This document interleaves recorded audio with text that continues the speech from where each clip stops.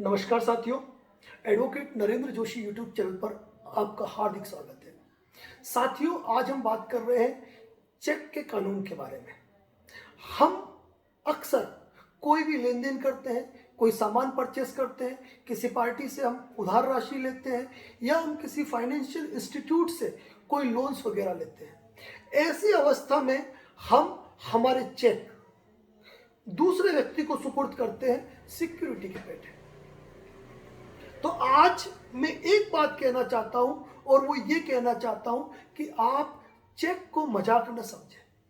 Check क्या होता है?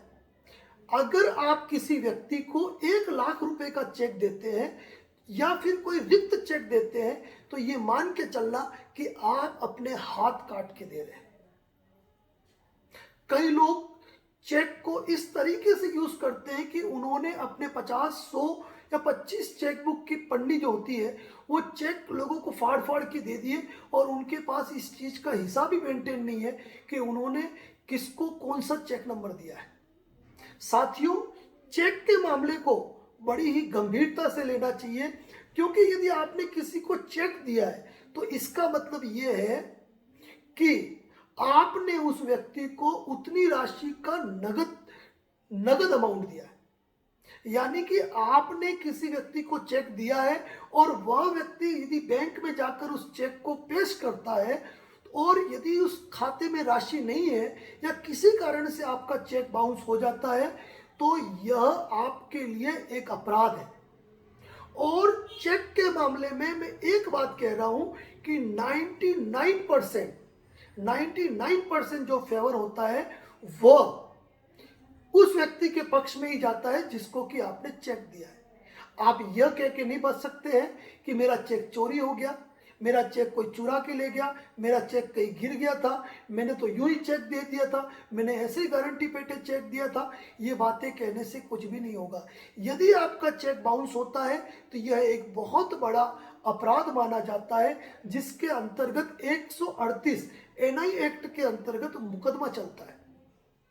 और ऐसी अवस्था में यदि आप नोटिस पर अगर चेक राशि का भुगतान नहीं करते हैं और ट्रायल चलती है तो चेक से दोगुनी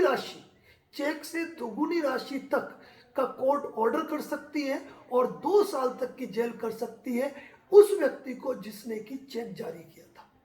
और अभी तो ये प्रोविजन भी लागू होते जा रहे हैं कि चेक के मैटर में यदि आप जमानत का लाभ लेना चाहते हैं या यदि आपको गिरफ्तार किया जाता है तो सामने वाली जो पार्टी है जिसने कि चेक का मुकदमा लगाया है वह कोर्ट के अंदर 20% राशि का एप्लीकेशन प्रार्थना पत्र प्रस्तुत करता है तो 20% की राशि भी आपको चेक की आपको भुगतान करनी पड़ सकती है यदि मजिस्ट्रेट द्वारा ऑर्डर किया जाता है। और यदि मान लीजिए आपने 1,00,000 का चेक दिया, आपने राशि का भुगतान नहीं किया, कोर्ट ने आपके विरुद्ध जुर्माने सहित अगर 1,50,000 का ऑर्डर कर दिया और 2 साल की जेल कर दी, उस मैटर में यदि आप अपील करना चाहते हैं तो आपको ऑलरेडी उस 1,50,000 का 30,000 रुपया आप जमा कराएंगे, तभी आपकी अपील एडमिट हो पाएगी। और वहां पर भी यदि आपके पक्ष में फैसला नहीं आया और आप और ऊपर की कोर्ट में जाना चाहते हो तो वहां पर भी आपको राशि जमा करानी पड़ जाएगी।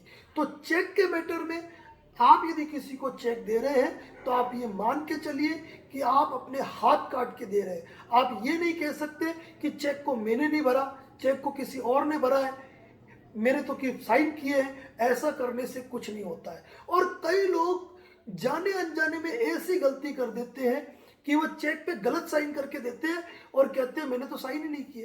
तो ये आपके लिए और भारी पड़ सकता है, क्योंकि चेक बाउंस होना उतना बड़ा अपराध नहीं है जितना सिग्नेचर डिफर होना। इस मामले में धारा 420 के अंतर्गत धोखाधड़ी का मुकदमा अलग से भी दर्ज कराया जा सकता है। क्योंकि आप यह ना सोचिए आप मामूली 4 लाइनें भी खींच देंगे ना और उसके बाद जब फोरेंसिक जांच होती है या हस्तलिखी जो विशेषज्ञ होता है, जो हैंडराइटिंग एक्सपर्ट होता है, जब वो भी जांच करता है ना तो वहां से आप ये नहीं कह पाओगे कि ये हैंडराइटिंग या ये लाइनें मैंने नहीं खींची है। वो एक परफेक्ट मैटर होता है।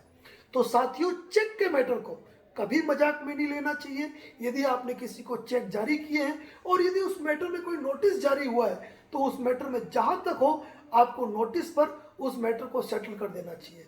अगर उस वक्त आपके पास पैसों की कंडीशन नहीं है तो कोर्ट से जब समन जारी होता है और समन पर जब आपकी प्रथम उपस्थिति होती है वहां पर भी आप कोर्ट में एप्लीकेशन लगाकर चेक राशि जमा करा के केस को डिस्पोज करा सकते हैं। अतः मैं आपको इस वीडियो के माध्यम से इतना ही कहना चाहूंगा कि चेक जारी करना आसान है। चेक बाउंस हुआ एक नॉर्मल बात है, लेकिन यह एक अपराध है जिसके अंतर्गत आपको चेक से दुगुनी राशि भरनी पड़ सकती है और 2 साल तक हवालात के दर्शन करने पड़ सकते हैं। इसीलिए किसी को भी चेक जारी करने से पहले इस चीज की सावधानी अवश्य रखें।